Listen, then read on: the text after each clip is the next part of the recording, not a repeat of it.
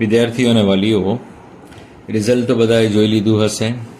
આપણે admission committee શું કહે છે તે બધું જોઈ લઈએ. ફર્સ્ટ રાઉન્ડનું રિઝલ્ટ ડિક્લેર થઈ ગયું છે. હવે ઓનલાઈન અથવા નિયત કરેલ HDFC બેંકની શાખા ખાતે ટ્યુશન ફીની ચૂકવણી 13/8 થી તો 22/8/25 સુધી. अब ઓનલાઈન તો તમે ગમે ત્યારે 24 કલાક કોઈ પણ સમયે કરી શકો. તમારી લિમિટ હોવી જોઈએ. તમે ઓનલાઈન જે કરો છો તેમાં તમારી જે એકાઉન્ટમાં લિમિટ હોય ને એટલી લિમિટ હોવી જોઈએ. તમારું ટ્રાન્ઝેક્શન થઈ જાય, પણ એક જ શોર્ટમાં કરવાનું, થોડું નહીં, વન શોર્ટ પેમેન્ટ કરવાનું અને એનો સ્ક્રીનશોટ, એનો ફોટો એ લઈ રાખવાનો. ને હું મારી સલાહ તમે જો માનતા હોય તો હું તો કોઈ દિવસ ઓનલાઈનમાં આ વસ્તુમાં માનતો નથી. હું તો એમ જ ઈચ્છું કે ભાઈ હું કેશ લઈને HDFC બેંકમાં જાઉં, જે પણ એના કામકાજના સમયો છે. કેમ કે આપણી પાસે ઘણા દિવસો છે. 22 તારીખ સુધી આપણે કરી શકીએ છીએ, તો 21 સુધી તો કરી શકીએ ને.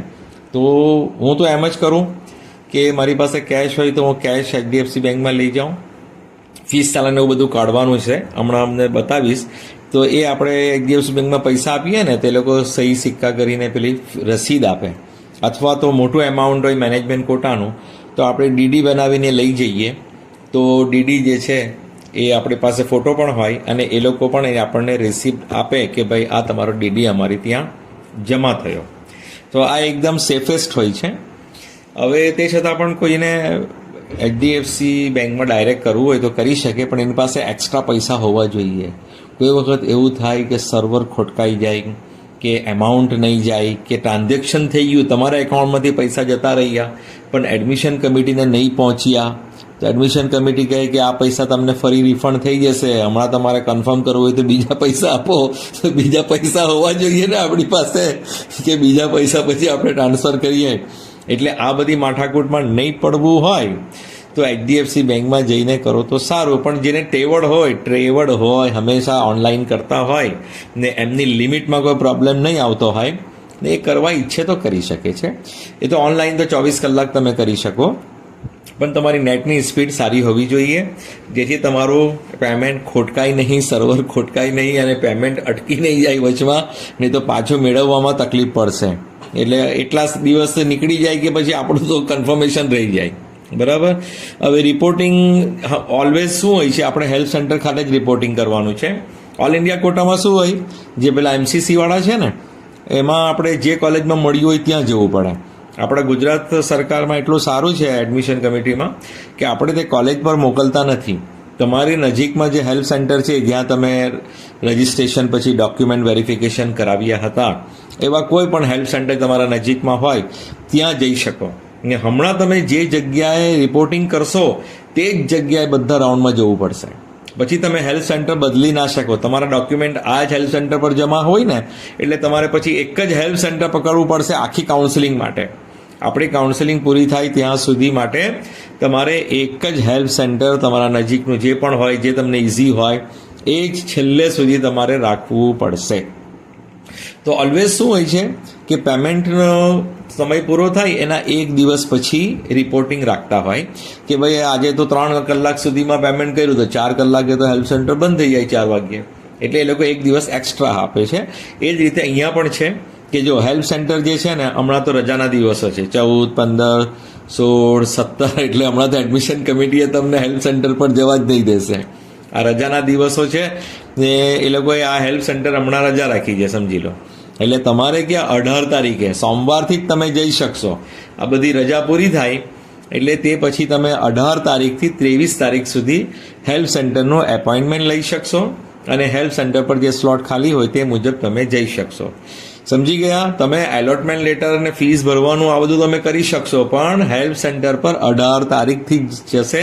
અને હેલ્પ સેન્ટરનો સમય જો કેટલો, સવારે 10 થી 4 વાગ્યા સુધીનો જ હોય છે.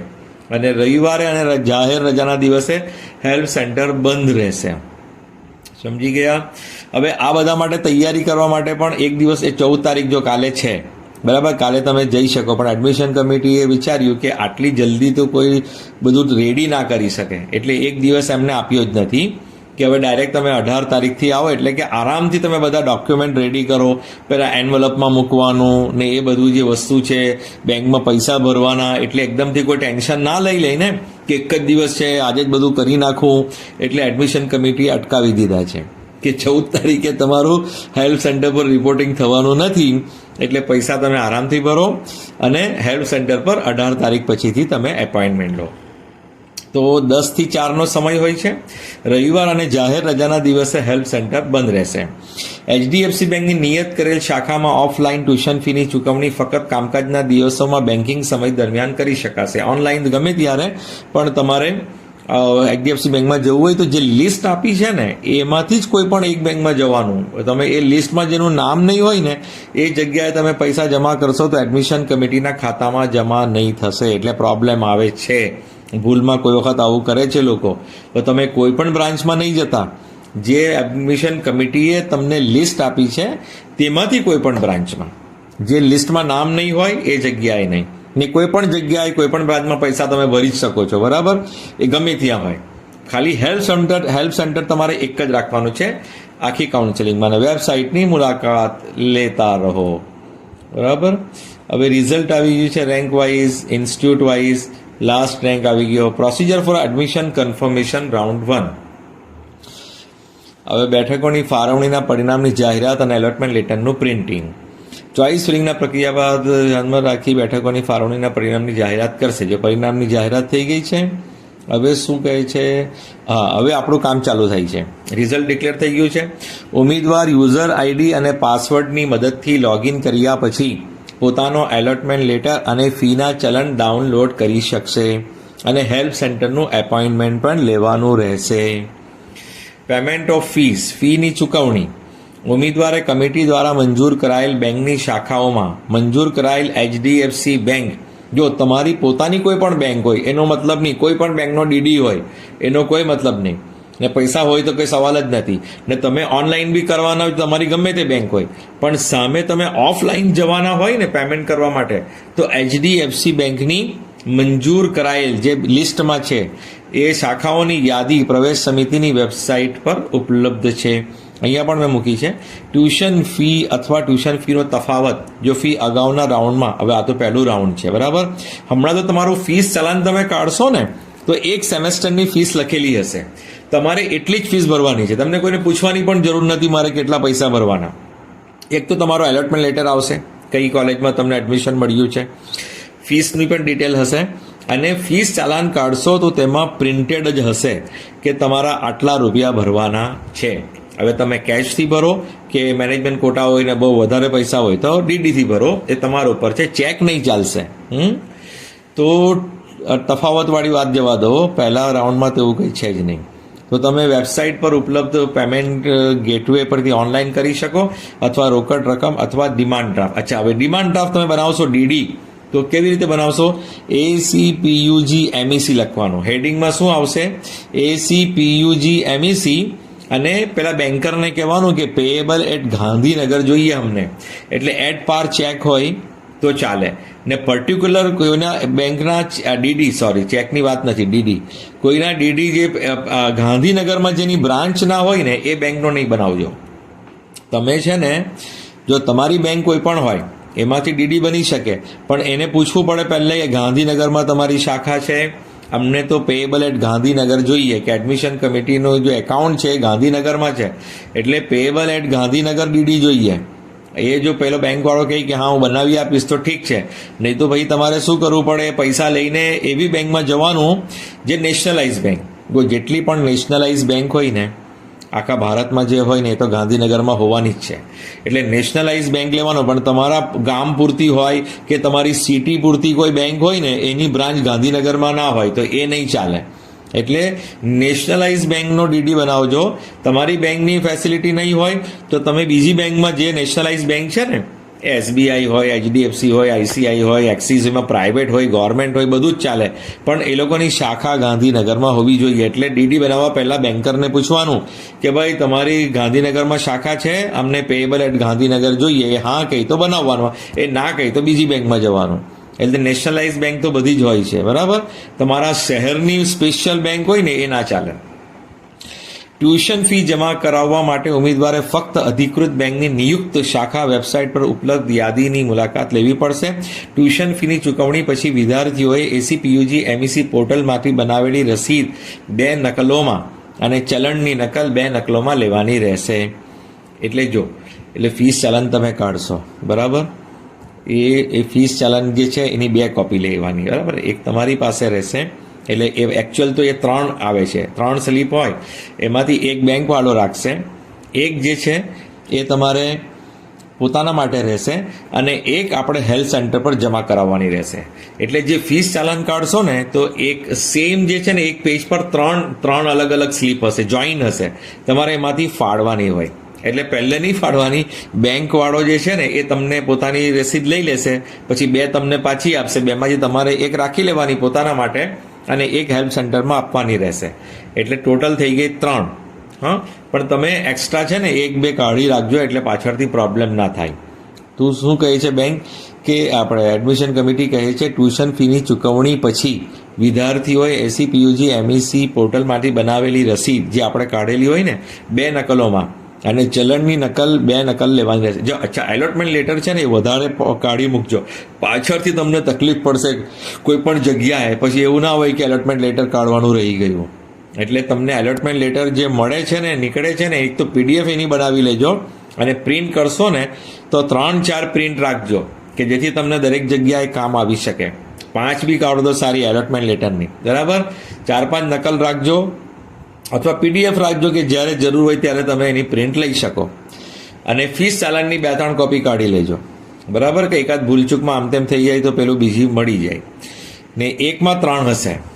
હવે એનઆરઆઈ કેન્ડિડેટ માટે લખ્યું છે કે એનઆરઆઈ બેઠક પર પ્રવેશ મેળવેલ વિદ્યાર્થીએ 5 લાખ રિફંડેબલ ડિપોઝિટ રૂપે ઓનલાઈન પેમેન્ટ ગેટવે વેબસાઇટ પર ઉપલબ્ધ એટલે અથવા રોકડ રકમ અથવા એસીપીયુજી એમઈસી પેએબલ એટ ગાંધીનગરના નામે ડિમાન્ડ ડ્રાફ્ટ દ્વારા પ્રવેશ સમિતિ દ્વારા નિયત કરેલ બેંકની શાખામાં તારીખ 22મી ઓગસ્ટના રોજ બપોરે 3 વાગ્યા સુધીમાં ભરવાની રહેશે. ત્યારબાદ પ્રવેશ મેળવેલ સંસ્થા ખાતે નિયત કરેલ ફી અમેરિકન ડોલરમાં અથવા સમકક્ષ એના લેવલમાં કોઈ પણ ચલણમાં 25મી ઓગસ્ટ 25ના રોજ બપોરે 3 વાગ્યા સુધીમાં જમા કરાવવાની રહેશે. એટલે પહેલાં ગાંધીનગરનો પેલો ડીડી 5 લાખનો એ સિક્યોરિટી ડિપોઝિટ રિફંડેબલ અને જે ફી સહિત એ તો એકચ્યુઅલ ડોલરમાં અમેરિકન ડોલરમાં એમને જે કોલેજમાં એડમિશન મળ્યું હોય ત્યાં જમા કરાવવાનું રહેશે. આપણે એવું નથી કરવાનું. જો આપણા માટે તો ફક્ત એચડીએફસી બેંક છે, બરાબર? જો કોઈ ઉમેદવાર નિયત કરેલ સમય મર્યાદામાં ફીસ સંસ્થામાં જમા નહીં કરાવે તો પ્રવેશ રદ થયેલ ગણાશે. એને કન્ફર્મ નથી કર્યું. ડિપોઝિટ રૂપે જમા કરાવેલ 5 લાખની રકમ સમગ્ર પ્રવેશ કાર્યવાહી પૂર્ણ થયા બાદ રિફંડ તરીકે પરત આપવામાં આવશે. આ ફક્ત છે ને એનઆરઆઈ વાળું છે, આપણા માટે નથી, બરાબર? હવે એડમિશન કન્ફર્મ કરવા માટેની સૂચનાઓ. જો એક વસ્તુ સાંભળી લો, હમણાં ઘણા બધા એવા સ્ટુડન્ટ હશે કે જેમને ભૂલમાં કોઈની પાસે ચોઇસ ફિલિંગ કરાવી હોય કે એણે ભૂલમાં મેનેજમેન્ટ કોટા નાખી દીધા અથવા એવી કોલેજો નાખી દીધી કે જેના પૈસાની સગવડ જ નથી, પૈસા ભરી નથી શકતા, અથવા એ કોલેજો ગમતી નથી, એ જ્યાં જવું જ નથી. એટલે 2 વસ્તુ છે, તમને જે સીટ મળી છે તમારે રાખવી છે કે છોડવી છે. હમણાં તમારી પાસે ઓપ્શન છે. જો તમે રાખી લો તો રાખીને બીજા રાઉન્ડમાં તમે અપગ્રેડ કરવાની ટ્રાય કરી શકો. જો તમને એવું હોય કે બીજી જગ્યાએ નહીં મળે સેકન્ડ રાઉન્ડમાં તો મને આ સીટ ચાલશે જ, મારે અહીંયા ભણવું જ છે, તો એ તમે કન્ફર્મ કરીને પછી સેકન્ડ રાઉન્ડમાં અપગ્રેડ માટે ટ્રાય કરી શકો. પણ તમને એવું હોય કે નહીં આ કોલેજ તો મારે લેવી જ નથી, કોઈ પણ ભાગે મારે આ કોલેજ લેવી જ નથી, મને આ કોલેજ ગમતી જ નથી, અથવા તો પૈસાના કારણે કે બીજું કોઈ પણ કારણ હોય કે તમને જે સીટ મળી છે એ સીટ તમને ગમતી જ નથી, લેવી જ નથી, કે નહીં મારે બીજી કોલેજમાં લઈશ પણ આ તો લેવું જ નથી. જો તમારે એવું હોય કે કોઈ પણ કારણસર લેવું જ ના હોય તો તમે કંઈ જ ના કરો તો ઓટોમેટિક તમારી સીટ કેન્સલ થઈ જશે. તમે પૈસા નહીં ભરો, તમે હેલ્થ સેન્ટર નહીં જાઓ, કંઈ જ ના કરો, બસ તમે વેઇટ કરો સેકન્ડ રાઉન્ડનો. જો તમારે આ સીટ મળેલી સીટ લેવી નથી, છોડી દેવું છે તો કંઈ જ નથી કરવાનું. તમારે શાંતિથી બેસવાનું છે સેકન્ડ રાઉન્ડની ચોઇસ ફિલિંગ આવે ત્યાં સુધી, ત્યારે ફરી તમારે ચોઇસ ફિલિંગ કરવાની રહેશે. તો તમે કંઈ જ નહીં કરશો એટલે તમારી સીટ કેન્સલ થઈ જશે. પણ જેને એવું હોય કે ભાઈ નહીં હમણાં જે મળ્યું છે એ તો હું લઈ જ લઉં, સેફર સાઇડ, હું તો એવું જ કરું ને ભાઈ કે ભાઈ સેફર સાઇડ પહેલે કન્ફર્મ કરી લો, પછી બીજા રાઉન્ડમાં જોઈશું બીજા રાઉન્ડમાં શું મળે છે. અને મારે આનાથી સારી કોલેજમાં લેવાની ટ્રાય કરીશું. મારે તો ભણવું જ છે, અભ્યાસ કરવો જ છે, તો હવે કોલેજ ગમે તે હોય હું કોમ્પ્રોમાઇઝ કરી લઈશ. કે એવું કોઈ વિચાર હોય તો તમે કન્ફર્મ કરીને સેકન્ડ રાઉન્ડમાં પછી અપગ્રેડ કરવાની ટ્રાય કરી શકો. અને તમારે જો કેન્સલ કરવું હોય સેકન્ડ રાઉન્ડ પછી પણ, કે તમારી અપગ્રેડ ના થાય કે કંઈ બીજો પ્રોબ્લેમ હોય ને તમે કે ભાઈ આ સેકન્ડ રાઉન્ડવાળી કેન્સલ કરવી છે, તો સેકન્ડ રાઉન્ડમાં રિઝલ્ટ આવ્યા પછી તમે એને કન્ફર્મ નહીં કરો કે ઓટોમેટિક કેન્સલ થઈ જશે, તમારા 11,000 રૂપિયા જતા રહેશે, પણ તમે ફરીથી 11,000 રૂપિયાની પિન લઈને થર્ડ રાઉન્ડમાં આવી શકશો. એટલે હવે તમારી પાસે ઓપ્શન છે કે તમારે આને કન્ફર્મ કરીને સેકન્ડમાં અપગ્રેડ કરવું છે. હવે સેકન્ડમાં પછી શું કરવું છે એની માહિતી ફરી તમને આપીશ સેકન્ડ રાઉન્ડમાં. ટ્યુશન ફીની ચૂકવણી કર્યા બાદ જે ઉમેદવારોને પ્રવેશ ફાળવેલ છે તેવા તમામ ઉમેદવારોએ એપોઇન્ટમેન્ટ લીધેલ હેલ્પ સેન્ટર ખાતે નીચે મુજબ અસલ પ્રમાણપત્રો જમા કરાવવાના રહેશે. જો સૌથી પહેલાં તો તમે લોગિન કરવાનું છે યુઝર આઈડી પાસવર્ડ પિન વડે, તમારો એલોટમેન્ટ લેટર કાઢવાનો છે, ફીસ ચાલાન કાઢવાનું છે અને હેલ્પ સેન્ટરનું એપોઇન્ટમેન્ટ લેવાનું છે. કોઈ વખત છે ને એલોટમેન્ટ લેટર નીકળતો નથી, પહેલે હેલ્પ સેન્ટરનું એપોઇન્ટમેન્ટ લેવા કહે છે. હેલ્પ સેન્ટરનું એપોઇન્ટમેન્ટ લઈ લેવાનું, એ રીતે લેવાનું 1-2 દિવસ મોડું, કે આજે તમે પૈસા ભરવાના છો તો પરમ દિવસનું લેવાનું, કે તમારી પાસે એક સમય હોય કે આજે નહીં ભરી શક્યો તો કાલે ભરીને પરમ દિવસે જઈ શકો. એવું નહીં થાય કે હેલ્પ સેન્ટરનો સમય આવી જાય ને બેંકમાં પૈસા જ ના ભરાયા હોય. એટલે અથવા તો શું કરવાનું કે પહેલે પૈસા ભરો, ફીસ ચાલાન કાઢી લો, ફીસ ચાલાન કાઢીને પૈસા ભરો, પૈસા ભરાઈ જાય પછી હેલ્પ સેન્ટરનું એપોઇન્ટમેન્ટ લો, એવું પણ કરી શકો. તમારા ઉપર છે તમારે કેવી રીતે કરવું છે. બરાબર, તો 3 વસ્તુ રહેશે તમારી: એક એલોટમેન્ટ લેટર કાઢવાનું, એક ફીસ ચાલાન કાઢવાનું અને હેલ્પ સેન્ટરનું એપોઇન્ટમેન્ટ લેવાનું. જો number 1 allotment letter of ACPUG MEC, બરાબર, એલોટમેન્ટ લેટર કરવાનું, કઈ કોલેજમાં એડમિશન મળ્યું છે તે 2-5 પ્રિન્ટ કાઢી લેજો. Receipt of payment of tuition fee at bank, બેંકમાં ટ્યુશન ફી જમા, હવે તમે કન્ફર્મ કરવા જવાના છો ને, તો કન્ફર્મ કરવા જવાના હેલ્પ સેન્ટર પર, તો કયા ડોક્યુમેન્ટ જોઈશે? તો એક તો એલોટમેન્ટ લેટર જોઈશે. બીજું શું જોઈશે કે તમે પૈસા બેંકમાં જે ભર્યા છે એમાંથી એક રસીદ તો પેલા બેંકવાળો રાખી લેશે, 2 રસીદ તમને આપશે, 2 રસીદમાંથી એક તમારે પોતાના માટે છે અને એક તમારે આ હેલ્પ સેન્ટર પર જમા કરાવવાની છે. એડમિશન મોડ્યુલ દ્વારા મળેલી ટ્યુશન ફી જમા કરાવ્યાની રસીદ, બરાબર, એટલે એક જ છે આપણે જે કરી. હવે આ ઓનલાઈન કરશો તો પછી ઓનલાઈનની તમારે પ્રિન્ટ લેવાની રહેશે ટ્રાન્ઝેક્શનની, અને આ બેંકમાં જઈને કરશો તો એમાં તો રહેવાની જ છે ઓરિજિનલ, એટલે અસલ રસીદ છે તે આવી જ ગયો. બરાબર, ટ્યુશન ફી જમા કરાવ્યા તો બસ સહી સિક્કા કરીને જ આપે છે. પછી પ્રિન્ટ કોપી, વર્તમાન શૈક્ષણિક વર્ષની નીટ UG માર્કશીટની પ્રિન્ટ, તમારું છે ને નીટ રિઝલ્ટ એ જોઈશે. બરાબર, નીટ રિઝલ્ટની પ્રિન્ટ જોઈશે. 10મા ધોરણની માર્કશીટ ઓરિજિનલ, આ બધું ઓરિજિનલની વાત થાય છે. હા, 10મા ધોરણની નીટ રિઝલ્ટ તો આપણે ઓરિજિનલ આવતું નથી, એ તો આપણે કાઢવું જ પડે છે, એમાં પ્રિન્ટ જ લેવું પડે.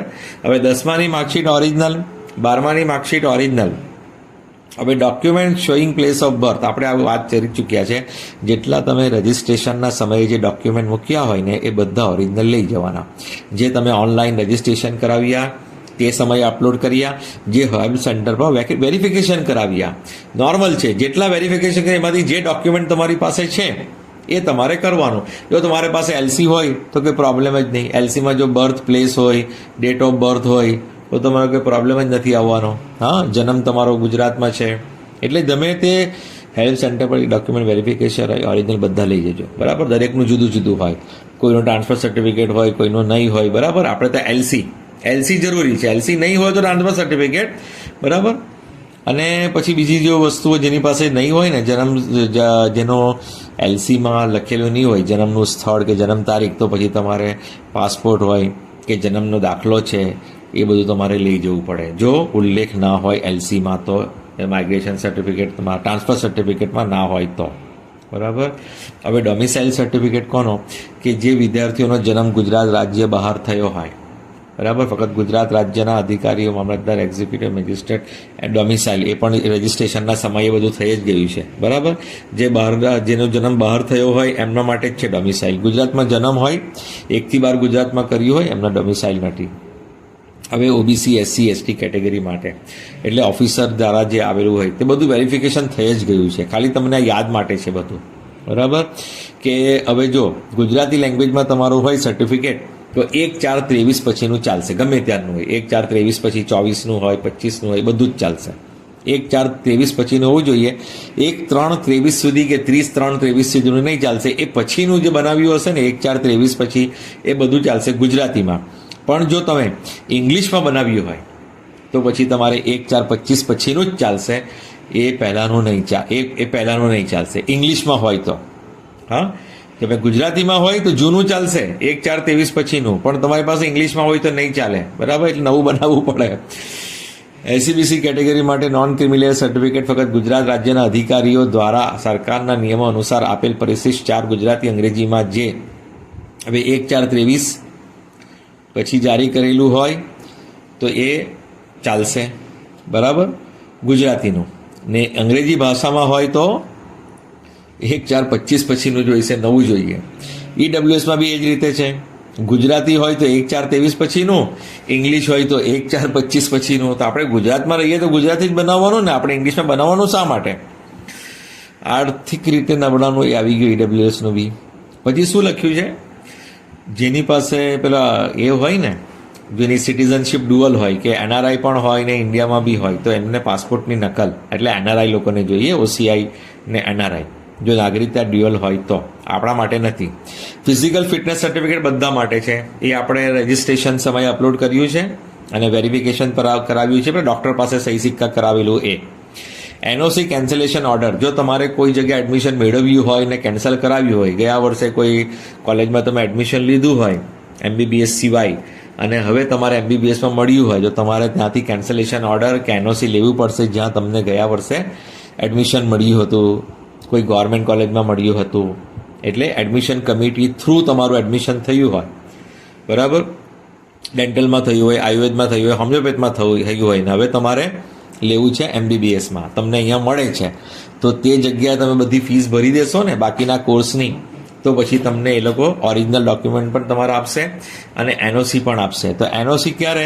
જ્યારે તમે એડમિશન કમિટી થ્રુ કોઈ જગ્યાએ એડમિશન લીધું હોય પાછલા વર્ષોમાં, હવે તમે ત્યાંથી કેન્સલ કરીને અહીંયા આવો છો તો. હવે ડિફેન્સવાળા હોય એમના માટે ડિફેન્સ સર્ટિફિકેટ, આપણા માટે નથી, બધા માટે નથી. જરૂરિયાત મુજબ અન્ય કોઈ પણ દસ્તાવેજ, એટલે જેને જે લાગતું વળગતું હોય તે. હું તમને સિમ્પલ એમ કહું કે જે ડોક્યુમેન્ટ અપલોડ કર્યા છે, રજિસ્ટ્રેશન સમયે જે માહિતી આપી છે, વેરિફિકેશન કરાવ્યા છે, એટલા જ ડોક્યુમેન્ટ ઓરિજિનલ લઈ જવાના અને એની ઝેરોક્સ પણ સાથે લઈ જવાની અને દરેક ઝેરોક્સ પર પોતાની સહી સાથે કરવાની. હવે બીજું શું છે? મહત્વનું કામ, તમારે 11x15 સાઇઝનું એક મોટું કવર લેવાનું, પરબીડિયું, મોટું પરબીડિયું આવે, A4 સાઇઝ આપણા બધા ડોક્યુમેન્ટ આવી જાય એના માટે. તો આ જે પરબીડિયું હશે ને, એમાં આટલા બધા ડોક્યુમેન્ટ એમાં મૂકવાના છે. બરાબર, પેક નથી કરવાનું. પેક તો એડમિશન કમિટી હેલ્પ સેન્ટર પર તમે જશો ને, એ લોકો ચેક કરશે પહેલે તમારા ડોક્યુમેન્ટ, પછી પેક કરશે. તમારે 11x15 સાઇઝ, આ કોઈ વખત બ્લુ તો નહીં, આપણે શું કહીએ, લાઇટ ગ્રીનમાં મળે છે જનરલી, વોટરપ્રૂફ પણ મળે છે, અને યલોમાં પણ મળે છે, વ્હાઇટમાં પણ મળે છે. એટલું યાદ રાખજો, તમારા ઓરિજિનલ ડોક્યુમેન્ટ રહેવાના છે. એટલે તમારે એવું એન્વેલપ લેવાનું, જો પ્લાસ્ટિકનું નહીં ચાલશે. હા, એમાં લખાણ હોય છે ઉપર, બધું લખવું હોય, એટલે સ્કેચ પેન ને બોલ પેન ને એવું બધું ચાલતું હોય, એટલે પ્લાસ્ટિક નહીં. તમારે કોઈ પણ પેપરમાં, મજબૂત પેપર આવે છે ને, કેનવાસવાળું બી આવે છે, વોટરપ્રૂફ પણ આવે છે, તે એવું કોઈ એન્વેલપ બુક સ્ટોરમાં મળી જશે. તમે કહેશો ને 11x15 સાઇઝનું મને જોઈએ છે, તો એ તમને મળી જશે. એટલે આ તમારા ઓરિજિનલ ડોક્યુમેન્ટ્સ રહેવાના છે અંદર. એટલે તમે મજબૂત અને સારું રાખજો કે 4.5 ને પછી એક ઇન્ટર્નશીપ, 5.5 વર્ષે તમારા હાથમાં પેલું એન્વેલપ આવે તો તમારા ડોક્યુમેન્ટ સલામત હોય, પેલું પરબીડિયું ફાટી નહીં ગયું હોય. બરાબર, એટલે જરા સારામાંનું મજબૂત લેજો. એક પેલું લાઇટ ગ્રીન આવે છે ને, એના અંદર છે ને પતલી છે ને દોરીની જાળ અંદર લાગેલી હોય છે, કોઈ વખત છે ને અંદર લેમિનેશન પણ કરેલું હોય છે, એટલે એવું જરા સરસ લેજો. બરાબર, તેમાં તમારે ડોક્યુમેન્ટ આ જેટલા ગણાવ્યા ને એ મૂકવાના છે. હેલ્થ સેન્ટર પર વેરિફિકેશન કરાવ્યા હતા તે ઓરિજિનલ, અને ઝેરોક્સનો સેટ બહાર રાખવાનો છે. અને મૂક્યા પછી તમારે પેક નથી કરવાનું, એમ જ હેલ્પ સેન્ટર પર લઈ જવાનું છું, એ લોકો ચેક કરશે. હવે જો બીજું એક પેજ છે, એમાં બધી ડિટેલ છે કે ઉમેદવારોએ એન્વેલપ પર નીચે મુજબની વિગતો માર્કર પેન વડે લખવાની રહેશે. હવે તમારી પાસે ઓપ્શન 2 શું છે કે આની પ્રિન્ટ લઈ લેવાની, બરાબર, આ પેજની, અને એને ચીટકાડી દેવાનું પેલા 11x15 સાઇઝ પર, અને આમાં તમારે લખી દેવાનું. એક ઓપ્શન તો આ છે કે આને ચીટકાડીનો પેપર સુકાઈ જાય પછી એના પર તમે લખો. બીજું ઓપ્શન શું છે કે આમાં જે રીતે લખ્યું છે તે રીતે તમે ટેબલ બનાવો તમારા પરબીડિયા પર સ્કેચ પેનથી કે માર્કર પેનથી, અને પછી આ ડિટેલ ભરો. એડમિશન કમિટીને આ ડિટેલ જોઈએ છે. તમે તો આ પેપર ચીટકાડીને પછી લખો એમાં, અથવા તો પછી તમે એ એન્વલપ પર જ દોરી લો ને ત્યાં આ બધું ઇન્ફોર્મેશન આપી દો કે name of candidate as per NEET UG 2025 marksheet એ લખવાનું, યુઝર આઈડી લખવાનો, general merit number, category merit number, mobile number, email ID, allotted course in present round, હમણાં કયો કોર્સ મળ્યો છે, એલોટેડ સીટ કેટેગરી કઈ છે, ઓપન ઈડબ્લ્યુએસ, ઓબીસી, એસસી ને પેલી એમબીબીએસ કે વીડીએસ ઉપર કોર્સ કયો તે, allotted institute in present round એમાં કોલેજનું નામ, અને આમાં ઉપર જ પાછું લખ્યું છે કેટેગરી, એનઆરઆઈ હોય તો એનઆરઆઈ મેરિટ નંબર, પીડબ્લ્યુડી હોય તો એનો મેરિટ નંબર, એ નહીં હોય તો કંઈ નહીં કરવાનું, ડેશ કરી દેવાનું. પછી જો નીચે ચેકલિસ્ટ છે, એલોટમેન્ટ લેટર ઓફ એસયુપીયુજી તમે મૂક્યો છે આ પરબીડિયામાં તો અહીંયા વાય લખવાનું, યસ, ટીક નહીં કરવાની, વાય લખવાનું. ટ્યુશન ફી રિસિપ્ટ તો Y, yes no Y. Print copy of NEET UG marksheet તો વાય. સ્ટાન્ડર્ડ 10 માર્કશીટ તો વાય. સ્ટાન્ડર્ડ 12 10th અને 12th વાય લખવાનું. Proof of date of place of birth Indian citizenship તો એ આપણે LC આવી જાય તો અહીંયા યસ કરવાનું. ડોમિસાઇલ સર્ટિફિકેટ જેને લાગતું ઓળખતું હોય જેની પાસે હોય એને યસ લખવાનું, અને જેની પાસે નહીં હોય આપણને જરૂર ના હોય તો આપણે અહીંયા એન લખવાનું, નોનો એન. કાસ્ટ સર્ટિફિકેટ જેને લાગતું હોય તેને યસ લખવાનું, જેને નહીં લાગતું હોય ઓપનવાળો હોય તો એને એન કરી દેવાનું. નોન ક્રિમી લેયર કેટેગરીવાળાએ યસ લખવાનું, ઓબીસી વાળાએ, અને બીજાએ એન કરી દેવાનું. ઈડબ્લ્યુએસ સર્ટિફિકેટ જેની પાસે હોય એને યસ લખવાનું, જેની પાસે ના હોય એને એન લખવાનું. કોપી ઓફ પાસપોર્ટ આપણે તો ગુજરાતના હોઈએ ને આપણને આ એનઆરઆઈમાં નહીં લીધું હોય તો આપણે અહીંયા એન કરી દેવાનું, ને જે એનઆરઆઈ હોય એ લોકો અહીંયા યસ કરવું પડશે, વાય. ફિઝિકલ ફિટનેસ સર્ટિફિકેટ બધાએ વાય લખવાનું, બધાએ જરૂરી છે. એનઓસી કેન્સલેશન ઓર્ડર કે જેને અગાઉ એડમિશન કમિટી થ્રુ એડમિશન મેળવ્યું હોય ગયા વર્ષે કે એના પહેલાં, હવે કેન્સલ કરાવ્યું હોય તો એનઓસી મૂકવી પડશે. ડિફેન્સ સર્ટિફિકેટ ડિફેન્સવાળા માટે આપણી પાસે નથી તો એન કરી દેવાનું. એની અધર ડોક્યુમેન્ટ જે આપણે જરૂર હોય કોઈ પુરાવા રૂપે આપણે મૂકવું હોય તો એ છે. આપણે નોર્મલી ગુજરાતના રહીશોને આ બધા ડોક્યુમેન્ટની જરૂર નથી. લિસ્ટ ઓફ હેલ્પ સેન્ટર જોઈ લેજો, લિસ્ટ ઓફ ડેઝિગ્નેટેડ બ્રાન્ચીસ જોઈ લેજો, સ્ટેપ ફોર એડમિશન કન્ફર્મેશન આ જોઈ લઈએ. જો એસસીપીયુજી, એમઈએસસી, એમબીબીએસ અને બીડીએસ બેઠકો માટે પ્રવેશના પ્રથમ રાઉન્ડનું પરિણામ જાહેર કર્યું છે. તમારા પ્રવેશને કન્ફર્મ કરવા માટે તમને નીચે દર્શાવેલ પગલાંને અનુસરવાની સૂચના આપવામાં આવે છે. લોગિન, તમારા એકાઉન્ટમાં લોગિન કરો, બરાબર, વેબસાઇટ પર જઈને તમારી એલોટમેન્ટની સ્થિતિ તપાસો. જો સીટ ફાળવવામાં ન આવી હોય તો આગલા રાઉન્ડની રાહ જુઓ. જો સીટ ફાળવવામાં આવે તો પછી નીચે દર્શાવેલ પ્રક્રિયાને અનુસરો. તમારા લોગિનમાંથી એલોટમેન્ટ લેટર પ્રિન્ટ આઉટ લેવી અને નજીકના હેલ્પ સેન્ટર પર એપોઇન્ટમેન્ટ લો, બરાબર. એનઆરઆઈ વિદ્યાર્થીઓ માટે ફક્ત જીએમઈઆરએસ મેડિકલ કોલેજ ગાંધીનગર જ હેલ્પ સેન્ટર પર જવું પડશે. બાકી બધાને ઓપ્શન છે કે એ લોકો પોતાના નજીકના હેલ્પ સેન્ટરમાં જઈ શકે. ફી ચલણ બધા વિદ્યાર્થીઓ માટે પ્રિન્ટ કરો, મતલબ બધા વિદ્યાર્થીઓ માટે છે કે બધાએ ફી ચલણ પ્રિન્ટ કરવાની છે, એનઆરઆઈ હોય કે ના હોય.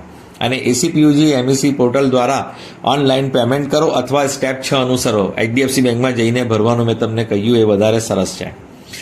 પછી શું છે, નજીકની એચડીએફસી બેંકની ડેઝિગ્નેટેડ બ્રાન્ચ પર જાઓ.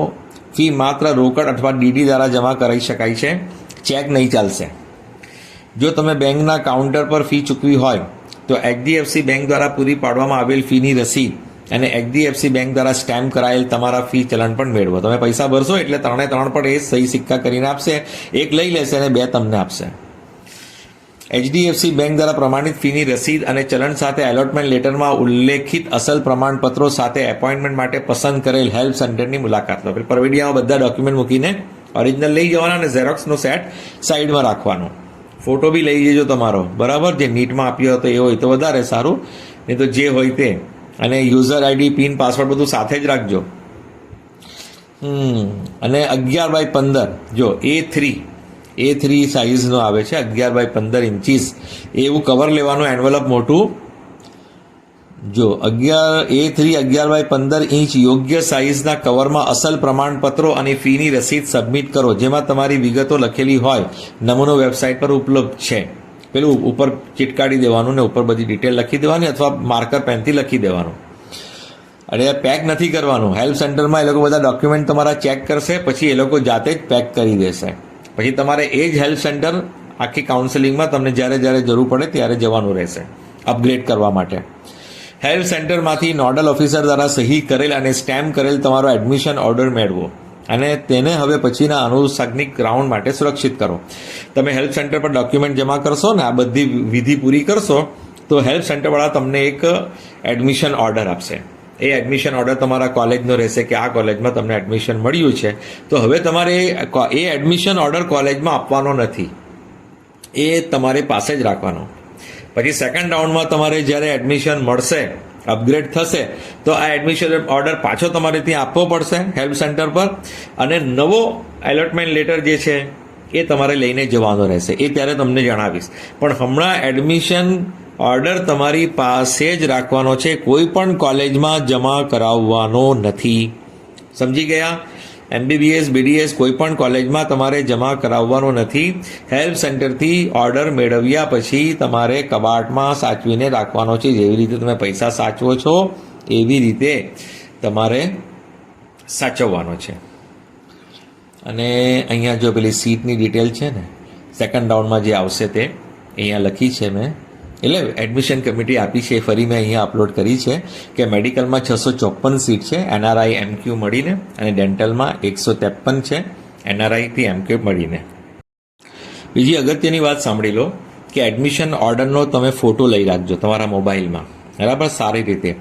એ જ રીતે જેટલા ઓરિજિનલ ડોક્યુમેન્ટ્સ તમે પેલા પરવીડિયામાં મૂકીને જમા કરાવવાના છો એના તમે સારા એકદમ ફોટા લઈ રાખજો, જેથી MYSY કે સ્કોલરશિપમાં પોર્ટલ પર તમારે જ્યારે અપલોડ કરવાની વારી આવે ત્યારે તમે એમ ના કહો કે મારી પાસે તો ઝેરોક્સ છે ને ઓરિજિનલ તો મેં જમા કરાવી દીધા. તમારે ઓરિજિનલ બધા ડોક્યુમેન્ટ્સના મોબાઈલમાં ફોટા હોવા જોઈએ કે જેથી જ્યારે પણ તમને જરૂર પડે 5.5 વર્ષમાં ત્યારે તમે એ મોબાઈલના ફોટાથી કામ ચલાવી શકો. એને જ્યાં અપલોડ કરવાનું હોય સ્કોલરશિપમાં તો અપલોડ પણ કરી શકો, અને તમારે પ્રિન્ટ લેવાની હોય તો પ્રિન્ટ પણ લઈ શકો. એટલે યાદ રાખજો કે પેલા પરબીડિયામાં ઓરિજિનલ ડોક્યુમેન્ટ્સ મૂકવા પહેલા જેટલા પણ ઓરિજિનલ ડોક્યુમેન્ટ્સ છે એના ફોટા સારી રીતે પાડી લેજો, બ્લર ના હોય, એકદમ ચોખ્ખા સારી ઇમેજવાળા પાડી લેજો. ને એડમિશન ઓર્ડરના પણ ફોટા સારી રીતે પાડી લેજો, એની તમને જરૂર પડશે. હવે ફર્સ્ટ રાઉન્ડની માહિતીમાં આપણે તો આગળ વાત કરી ચૂક્યા છે, પણ હાલમાં ફરી આવ્યું છે તો આપણે નવું તાજું કરી લઈએ કે ફર્સ્ટ રાઉન્ડમાં રજિસ્ટ્રેશન થઈ ગયું, ડોક્યુમેન્ટ વેરિફિકેશન થઈ ગયું, બધું થઈ ગયું. પછી શું છે, ઉમેદવારે પ્રવેશ સમિતિ દ્વારા જણાવવામાં આવે ત્યારે મારેલી સમયમાં ચોઇસ ફિલિંગ અને ચોઇસ લોક એ પણ થઈ ગયું. રાઉન્ડ 1નું સીટ એલોટમેન્ટનું પરિણામ વેબસાઇટ પર જાહેર કરવામાં આવશે, થઈ ગયું. ઉમેદવારે જો એલોટેડ થયેલ સીટ પર પ્રવેશ મેળવવા માંગતા હોય તો તેઓએ જે તે એલોટેડ MBBS BDS કોલેજની નિયત ટ્યુશન ફી ભરી, એટલે જે ફીસ ચાલાનમાં હોય તે, અને અસલ પ્રમાણપત્રો પ્રવેશ સમિતિના હેલ્પ સેન્ટર પર જમા કરાવી પ્રવેશ કન્ફર્મ કરાવવા રિપોર્ટિંગ કરીને એડમિશન ઓર્ડર લેવાનો રહેશે. રાઉન્ડ 1માં નોન એલોટેડ અથવા એલોટેડ અને નોન રિપોર્ટેડ અથવા એલોટેડ અને રિપોર્ટેડ ઉમેદવારોને પોતાના જૂના રજિસ્ટ્રેશન સાથે રાઉન્ડ 2માં ભાગ લેવાની તક આપવામાં આવશે.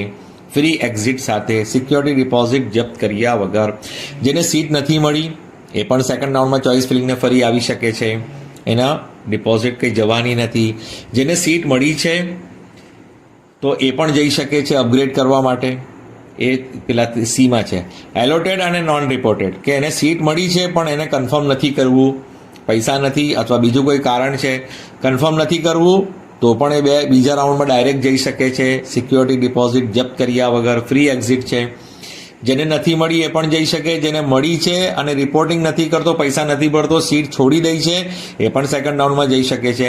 અને જે એલોટેડ અને રિપોર્ટેડ, જેને મળી છે અને રિપોર્ટ કરી દીધા, પૈસા ભરી દીધા, હેલ્પ સેન્ટર પર ડોક્યુમેન્ટ વેરિફિકેશન કરાવી લીધું, ઓરિજિનલ એડમિશન ઓર્ડર મેળવી લીધો, એ પણ સેકન્ડ રાઉન્ડમાં અપગ્રેડ કરવા માટે જઈ શકે છે. પોતાના જૂના રજિસ્ટ્રેશન સાથે રાઉન્ડ 2માં ભાગ લેવાની તક આપવામાં આવશે. બરાબર, આટલું સમજી ગયા. આના પછી રાઉન્ડ 2 ક્યારે આવશે એ આપણે સમજી લો કે ઓગસ્ટના એન્ડમાં. હા, હવે તે બી ત્યાં પહેલું થશે ને એમસીસીનું, તે પછી આપણું ચાલુ થશે ચોઇસ ફિલિંગ. બરાબર, એટલે એ પણ આ રીતે જ થશે. પેલા લોકો સમયપત્રક બરાબર કરશે ને એ મુજબ તો આપણું બી થશે ને, એ લોકો મોડું કરશે તો આપણું બી ફરી મોડું થશે. હમણાં આટલી જ વાત સમજી લો કે આજે તમને જણાવ્યું છે એડમિશન કમિટીની વેબસાઇટ પર જોઈને જોઈએ તો આ બધું વાંચી લો. ઇંગ્લિશમાં પણ છે, ગુજરાતીમાં પણ છે, અને મેં સમજાવ્યું છે એ પ્રમાણે તમે સમજી ગયા હશો. એકદમ સિમ્પલ છે. એલોટમેન્ટ લેટર કાઢવાનું છે, ફીસ ચલાન કાઢવાનું છે, અને હેલ્પ સેન્ટરનું એપોઇન્ટમેન્ટ લેવાનું છે. એટલે બધું આપોઆપ બધું સમજાઈ જશે. ને બાકી બધી ડિટેલ તો છે જ. પર વિડીયો લેવાનું, એમાં ઓરિજિનલ મૂકવાના, બધી ડિટેલ તમને શેર કરી દીધી છે. એ પછી જે પણ કંઈ અપડેટ આવશે હું તમને જણાવીશ. હાલમાં જેમને મળ્યું છે એમને ખૂબ ખૂબ કોંગ્રેચ્યુલેશન, મારી શુભેચ્છા. અને જેમને નથી મળ્યું એમના માટે પણ શુભેચ્છા છે કે એમને પણ પછી સેકન્ડ રાઉન્ડમાં સારી કોલેજોમાં એડમિશન મળી જાય. અને બધાએ ટ્રાય કરતા રહેવાની. ને આપણો સ્કોર જો MBBS જેવો નહીં હોય તો પછી આપણે ડેન્ટલ છે, આયુર્વેદ, હોમિયોપેથ કોઈ બીજી લાઇનમાં લઈ લેવાનું. અને MBBSમાં આપણે ફીસ પરવડતી હોય એવી જ કોલેજોમાં લેવાનું. MBBS હોય, આયુર્વેદ હોય, હોમિયોપેથ હોય. જો સૌથી ઓછી ફીસ તો હોમિયોપેથમાં છે. બાકીમાં તમારી પાસે પૈસાની વ્યવસ્થા હોય તો જ એમાં એડમિશન લેજો. બાકી 4.5 વર્ષ સુધી તમને બહુ પરેશાની થશે ફીસના માટે, જો આપણી પાસે સગવડ ના હોય તો. એટલે પોતાના બજેટ અનુસાર લો તો વધારે સારું. MBBSના મેનેજમેન્ટ કોટા ઘણા મોંઘા છે. તમારી પાસે ફૂલ ફેસિલિટી હોય તો જ લેજો. લોકોના ભરોસે નહીં લેતા. કોઈ તમને પાક્કા શ્યોરિટી હોય કે ભાઈ તમારો આખો ખર્ચો ઉઠાવવા તૈયાર હોય અથવા તમારી પાસે હોય તો જ લેજો. બાકી તમે સ્કોલરશિપના ભરોસે MBBSનો મેનેજમેન્ટ કોટા નહીં લેતા. મેં ઘણા બધા તો મેનેજમેન્ટ કોટામાં એડમિશન લીધું હોય ને કોઈ સ્કોલરશિપ પણ નથી આપતા. ગવર્મેન્ટ કોટામાં હોય તો એડમિશન આપણે સ્કોલરશિપ મળે છે. હા, MYSY મળે છે. MYSY તમે મેનેજમેન્ટ કોટામાં એડમિશન લેશો તો પણ મળશે. પણ જો GQ હોય કે MQ હોય, છોકરો હોય ને તો એને તો 2 લાખ જ આપશે MBBSમાં. અને એમાં 80%ની જરૂર નથી. MBBSમાં એડમિશન મળે એટલે એને મળે છે, પણ છોકરાને 2 જ લાખ. ને છોકરી હોય તો 2 લાખ MYSYથી ને 4 લાખ કન્યા કેળવણીથી. એક GQમાં એડમિશન હોય કે MQમાં હોય, છોકરીને 6 લાખ મળશે. બાકીના પૈસા તમારે વ્યવસ્થા કરવી પડશે દર વર્ષે. બરાબર, આ ધ્યાન રાખજો. અને આયુર્વેદ, હોમિયોપેથમાં તો ફક્ત 50,000 જ મળે છે. ડેન્ટલમાં અડધી ફીસ મળે છે અથવા તો મેક્ઝિમમ 2 લાખ. MBBSમાં બી એવું જ છે છોકરાઓ માટે કે અડધી ફીસ મળે છે અથવા તો મેક્ઝિમમ 2 લાખ, એનાથી વધારે નહીં મળે. એટલે છોકરાઓ માટે મેનેજમેન્ટ કોટા MBBSના ઘણા ટફ હોય છે ને GQ પણ ટફ હોય છે. છોકરીઓ માટે થોડું ઇઝી થઈ જાય કે 6 લાખ મળી જતા હોય તો પેલા બીજા આમ તેમથી થોડા ઘણા થઈ જતા હોય. અને જો જે CMSSના પેલા 7 ક્રાઇટેરિયા છે એમાંથી આવતા હોય તો MYSY સાથે એ CMSS બી લઈ શકે. ને છોકરી હોય તો MYSY કન્યા કેળવણી પ્લસ CMSS લઈ શકે જો પેલા 7 ક્રાઇટેરિયામાંથી આવતા હોય તો. અને છોકરાઓ હોય તો MYSY પ્લસ CMSS લઈ શકે છે જો પેલા 7 ક્રાઇટેરિયામાં આવતા હોય તો.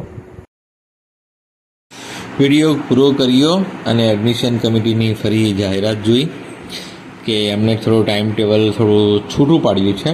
આપણે જે વાત કરી છે એવું જ છે, કોઈ નવું તો દેખાતું નથી. પણ એમણે છે ને એટલું કર્યું છે કે એડમિશન આપણે HDFC બેંકનો સમય બતાવ્યો છે કે HDFC રોજ સવારે 10:30 વાગે ખુલે છે અને જનરલી બપોરે 3 વાગે ક્લોઝ થઈ જાય છે. એટલે કેશનું જે કામ છે, DDનું કામ છે, કેશનું સમજી લો 10:30 થી 3માં પતાવવાનું. DD હોય તો 3 વાગે પછી બી કદાચ 4 વાગે સુધી લઈ શકે. પણ આ એક સમય આપ્યો છે. અને શું છે કે આવતીકાલનો નથી આપ્યું કેમ કે એડમિશન કમિટીએ પણ HDFC બેંકની આ બ્રાન્ચીસમાં ઓર્ડર આપવાનો રહેશે કે આ લોકો બધા પૈસા લઈને આવશે, ED લઈને આવશે, તમે લઈ લેજો. એટલે આ નવું જો સમયપત્રક પાછું મૂક્યું છે એમને, એ તો એનું એ જ છે, ખાલી થોડું ડિફરન્ટ કર્યું, છૂટું પાડ્યું છે કે ઓનલાઈન પેમેન્ટ જે છે એ 13થી લઈને 22 સુધી થશે. અને ટ્યુશન ફીસ જે HDFCની બેંક બ્રાન્ચમાં છે એ આવતીકાલે પણ નહીં થશે 14 તારીખે, 18 તારીખથી જ થશે. 18થી સવારે 10:30થી લઈને તો 22ના 3 વાગ્યા સુધી. અને રિપોર્ટિંગ જે છે હેલ્પ સેન્ટરની એ પણ 18 તારીખથી થશે 23 તારીખ સુધી. એટલે કોઈ વધારે ફરક નથી, ખાલી એટલું જ લખ્યું છે કે 10:30 વાગ્યાથી ચાલુ થાય છે HDFC બેંક. તો તમે 10:30થી 3ના વચ્ચે કેશ હોય કે ડીડી હોય તમે જમા કરાવી શકો છો અને હેલ્થ સેન્ટરનું એપોઇન્ટમેન્ટ પણ 10 થી 4 વચ્ચે જ તમને મળશે. એટલે ફરી નવું થોડું શેડ્યુલ એમને મૂક્યું થોડું છૂટું કરીને તે અહીંયા અપલોડ કરી દીધું છે, એ જોઈ લેજો. અને એક અગત્યની માહિતી મારે આપવાની હતી, રહી ગઈ હતી કે બેંકમાં તમે જશો ને HDFC બેંકમાં તો તમારે કોઈ ડોક્યુમેન્ટ લઈ જવાના નથી, ફક્ત ફીસ ચાલાન જ લઈ જવાનું છે. તમે બેંકમાં પૈસા ભરવા જાઓ તો પેલા બેન્કરને કોઈ મતલબ નથી હોતો કે તમને ક્યાં એડમિશન મળ્યું છે અને શું છે, કેટલા લાખની ફીસમાં મળ્યું, એનાથી કોઈ મતલબ નહીં. એને તો જે ફીસ ચાલાનમાં જે પૈસા લખ્યા હોય ને એ પૈસાથી મતલબ હોય, કે ડીડી હોય તો ડીડીથી મતલબ હોય. તમને ક્યાં એડમિશન મળ્યું એનાથી કોઈ લેવા દેવા નથી બેન્કરને. એટલે બેન્કર જે છે એ એડમિશન કમિટીના હુકમથી ખાલી આપણા પૈસા લઈ છે, એને બીજી કોઈ જાણકારી હોતી નથી આપણા એડમિશન રિગાર્ડિંગ. એટલે એને કંઈ પૂછવાનું નહીં, એને ફક્ત ફીસ ચાલાન આપવાના અને પૈસા આપવાના. તમારા જેટલા ઓરિજિનલ ડોક્યુમેન્ટ છે બધા ઘરે જ રાખવાના. એલોટમેન્ટ લેટર કાઢશો તેવી બેન્કરને આપવાની જરૂર નથી. બેન્કરને કોઈ પણ ડોક્યુમેન્ટ આપવાની જરૂર નથી, ફક્ત અને ફક્ત ફીસ ચાલાન. જે આપણે ફીસ ચાલાન કાઢીશું ને લોગિન કરીને એલોટમેન્ટ લેટરની સાથે, એ ફીસ ચાલાન જ તમારે HDFC બેંકમાં આપવાનું છે. એક પણ ડોક્યુમેન્ટ બીજું આપવાનું નથી, નહીં તો આમ તેમ થઈ જશે. હા, તમે થેલી જ નહીં લઈ જજો ડોક્યુમેન્ટવાળી. બેંકમાં જાઓ તો ફક્ત અને ફક્ત ફીસ ચાલાન. હા, કોઈને એવું હોય કે કોઈ ગામડેથી આવતા હોય શહેરમાં કે ભાઈ સવારે ફીસ ભરી દઈશું અને બપોર પછીનું હેલ્થ સેન્ટરનું એપોઇન્ટમેન્ટ લઈ લેશું, ત્યાં જઈશું, એવી રીતે કોઈની વ્યવસ્થા હોય તો વસ્તુ જુદી છે. પણ બેન્કરને તમારે ફીસ ચાલાન આપવાનું છે, બાકીની થેલી સંભાળીને રાખવાની છે. કે તમે એક જ દિવસ બંને કામ કરવા ઈચ્છતા હોય કે સવારે બેંકમાં પૈસા ભરીએ અને બપોર પછી હેલ્થ સેન્ટર પર જઈએ, એ તમારા ઉપર છે. તમે જો ગામડેથી શહેરમાં આવતા હોય તો એ કરી શકો.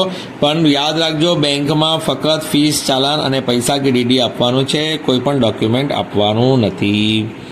Best of luck. બધી કાર્યવાહી એકદમ સરળ રીતે, સરસ રીતે થાય અને બધા હેપી રહે. જેને નથી મળ્યું એ પણ હેપી રહો. નેક્સ્ટ રાઉન્ડમાં ફરી ટ્રાય કરવાની. આપણે મુકદ્દરમાં જે હશે તો મળવાનું જ છે.